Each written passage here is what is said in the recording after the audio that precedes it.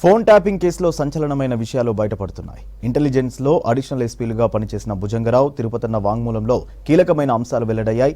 BRS పార్టీకి అవసరమైన అన్ని పనులు చేసినట్టు వారిద్దరు వాంగ్మూలం ఇచ్చారు.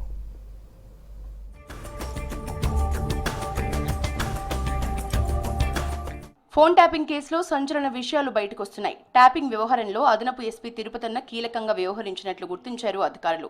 ప్రత్యర్థి పార్టీలైన బీజేపీ, కాంగ్రెస్ పార్టీలకు ఆర్థిక సాయం అందించే వారి ఫోన్లను ట్యాపింగ్ చేసినట్లు నిర్ధారించారు. ప్రతిపక్ష నేతలతో పాటు వారి కుటుంబ సభ్యులు, విద్యార్థి నాయకులు, జర్నలిస్టులు, జడ్జీల ఫోన్లను కూడా వదలలేదని కన్ఫెషన్ రిపోర్టులో తేలింది. ప్రతిపక్షాల నేతల వెహికల్స్ ట్రాక్ చేసి వాళ్ల మూవ్మెంట్స్ పై ఎప్పటికప్పుడు నిఘా పెట్టినట్లు తెలిసింది. రాజకీయ సమాచారాన్ని ప్రభాకర్ రావుతో పాటు ఓ మీడియా యజమాని, మరో ప్రైవేట్ వ్యక్తి ద్వారా తెలుసుకున్నామన్నారు intelligence ASP Bhujangarao. SOT, task force సహకారంతో ఇవన్నీ చేశామని వివరించారు.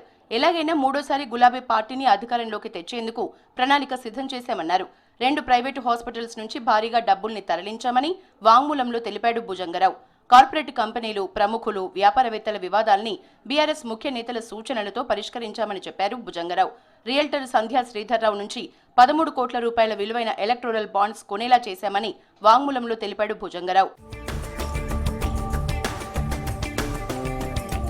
కామారెడ్డిలో ఎన్నికల కోసం ప్రత్యేక ఏర్పాట్లు చేశామన్నారు భుజంగరావు. కేఎంఆర్ అనే ప్రత్యేక వాట్సాప్ గ్రూప్ క్రియేట్ చేసి బీజేపీ అభ్యర్థి వెంకట్రామరెడ్డి, రేవంత్ రెడ్డి సోదరుడు కొండల్ రెడ్డిపై స్పెషల్ ఫోకస్ పెట్టినట్లు వివరించాడు. టీఎస్పీఎస్సీ పేపర్ లీకేజ్ విషయంలో కేటీఆర్పై విమర్శలు చేసిన ప్రతి ఒక్కరి ఫోన్లను రికార్డ్ చేశామని తెలిపారు.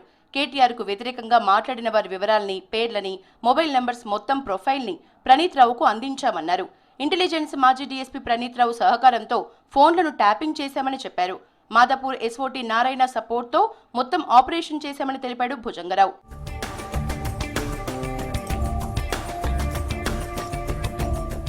ప్రతిరోజు 40 మంది సెల్ ఫోన్లను ట్యాపింగ్ చేసినట్లు తన కన్ఫెషనల్ రిపోర్టులో వెల్లడించారు తిరుపతన్న. కాంగ్రెస్, బీజేపీ పార్టీలకు డబ్బు చేరకుండా దాడులు చేసి పట్టుకున్నామని తెలిపాడు.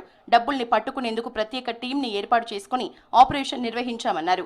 2 ఇన్స్పెక్టర్లతో పాటు 10 మంది కానిస్టేబుల్లు, 10 మంది హెడ్ కానిస్టేబుల్స్ తో స్పెషల్ ఆపరేషన్ టీమ్గా ఏర్పడ్డామన్నారు. ఇక బైపోల్ ఎలక్షన్లలో అసెంబ్లీ ఎన్నికల్లో POL 2023 పేరుతో ప్రత్యేక ఎలక్షన్ గ్రూప్ ని ఏర్పాటు చేసినట్లు తెలిపాడు తిరుపతన్న. మాజీ డీఎస్పీ ప్రణీత్ రావు ఇచ్చిన సమాచారంతో 15 ఆపరేషన్లు నిర్వహించామన్నారు తిరుపతన్న. మెరుపు దాడులు చేసి కాంగ్రెస్, బీజేపీ సానుభూతి పరుల డబ్బుల్ని సీజ్ చేసినట్లు తెలిపాడు. ప్రస్తుత మంత్రులు ఉత్తమ్ కుమార్ రెడ్డి, పొంగులేటి శ్రీనివాస్ రెడ్డి, కోమటిరెడ్డి వెంకటరెడ్డి సంబంధించిన డబ్బుల్ని పట్టుకున్నామన్నాడు తిరుపతన్న. రేవంత్ రెడ్డి మిత్రుడు గాలి అనిల్ కుమార్ కు చెందిన డబ్బుల్ని స్వాధీనపరుచుకున్నామని ఒప్పుకున్నాడు. ఎమ్మెల్యే వినోద్ కు సంబంధించిన విశాఖ ఇండస్ట్రీస్ డబ్బులు, రాజగోపాల్ రెడ్డికి సంబంధించిన డబ్బులు, రేవంత్ రెడ్డి సోదరుడు కొండల్ రెడ్డితో పాటు వెంకటరమణారెడ్డి పైన నిఘా పెట్టినట్లు వాంగ్మూలంలో తెలిపాడు. మొత్తం 300 మంది సెల్ ఫోన్లను ట్రాప్ చేసినట్లు తెలిపాడు తిరుపతన్న. ప్రతిపక్ష నేతలతో పాటు సొంత పార్టీ నేతలపై కూడా నిఘా పెట్టినట్లు కన్ఫెషన్ రిపోర్టులో తేలింది. అపోజిషన్ లీడర్ల డబ్బుల్ని సీజ్ చేయడంతో పాటు అప్పటి మంత్రుల ఫోన్లను సీజ్ చేసి వాళ్ల కదలికల్ని ఎప్పటికప్పుడు తెలుసుకున్నట్లు విచారణలో స్పష్టమైంది.